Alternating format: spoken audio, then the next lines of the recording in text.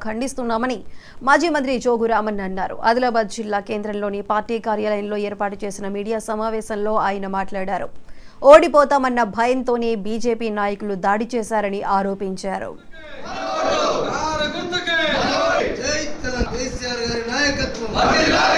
BJP party Congress పార్టీలు కేవలం డబ్బులు వంచుదాం, ఇలా డబ్బులు వంచి సారా వంచి గెలుస్తామనే ధీమాతో ఉన్నారు.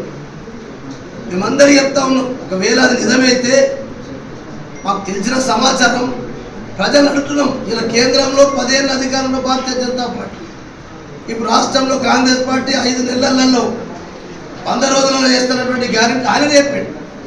100 రోజులలో చేస్తా అని చెప్పింది కాబట్టి మేము డిమాండ్ చేస్తున్నాం. అవి చేయలేదు కాబట్టి ఇప్పుడు ఓడిపోతామని చెప్పి కాంగ్రెస్ పార్టీ బీజేపీ పార్టీ పోటీ పడి ఇటు లిక్కర్ను ఇటు డబ్బుల్ని పంచైనా గెలుస్తామంటున్నాం.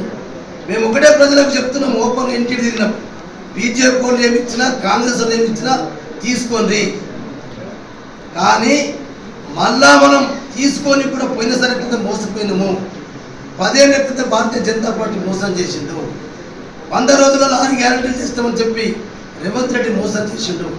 దీనికి బుద్ధి చెప్పాలంటే ఓటు ద్వారా వాళ్ళు ఏమిస్తా తీసుకుంది, వాళ్ళ డబ్బులు ఎక్కైనా తీసుకుంది, కానీ ఓటు మాత్రం ఇలా మా ఆత్రం సక్కు గారు ఆదివాసీ బిడ్డ, ఆదివాసీ సంస్కృతితో పాటు ఇతర జాతుల యొక్క అన్నిటిని కూడా గౌరవించే వ్యక్తి ఆత్రం సక్కు గారు కాబట్టి అని చెప్పి కూడా మేము ప్రజలు చెప్తా ఉన్నాం.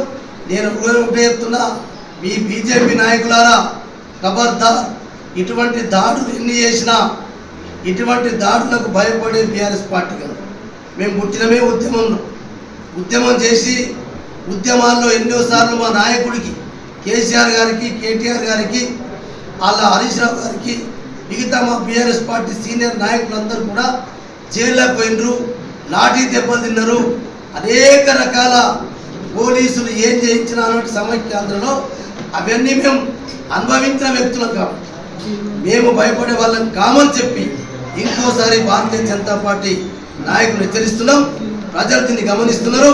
మీరు బెదిరించి దాడులు చేసైనా బీఆర్ఎస్ పార్టీ యాత్ర ఆపుతామంటే ఆదిలాబాద్ బీఆర్ఎస్ ఎంపీ అభ్యర్థిగా